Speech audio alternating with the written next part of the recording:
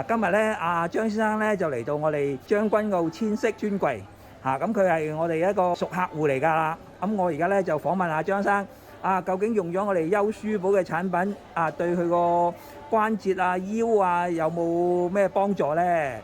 阿張生聽聞你咧就有啲腰痛喎咁你用咗我哋嗰個葡萄糖胺舒緩膏再加埋嗰個 Fipo 嗰條腰帶，有啲咩感受咧？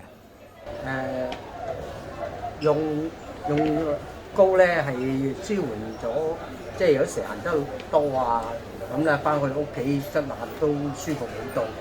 哦，咁好啦咁你先搽咗個葡萄糖胺膏，然後咧就再用嗰個我哋個 Fipo 個負離子電熱護腰墊喎，係咪啊？係啊。係。咁聽聞你而家已經同太太又分享用，而家都用咗一段時間都唔使再用咯喎。唔係都係繼續用嘅。哦，繼續用咁好啦。即係只係一個舒緩下，有時行街行得耐或者夜晚瞓覺都會瞓覺之前會用咯。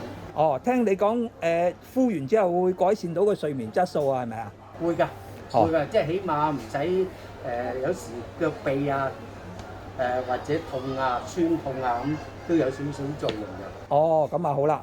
有時出街之前咧，積啲咧，如果真係腳臂酸痛咧，佢會慢慢發熱嘅。哦，咁好啦。嗱，咁我咧就多謝阿張生同我哋分享咁張生咧就用咗我哋嗰個葡萄糖胺膏之後就幫助佢消炎止痛，再用埋嗰個 Fipo 嘅電熱護腰墊咧，咁佢同佢太太咧咁就可以改善個腰痛同埋改善個睡眠質素咁我喺度多謝阿張生咁呢段片咧就可以同大家分享下，等各個老友記面對翻我哋嘅痛症問題，耐心去解決等佢過翻啲健康生活呢度多謝阿張生。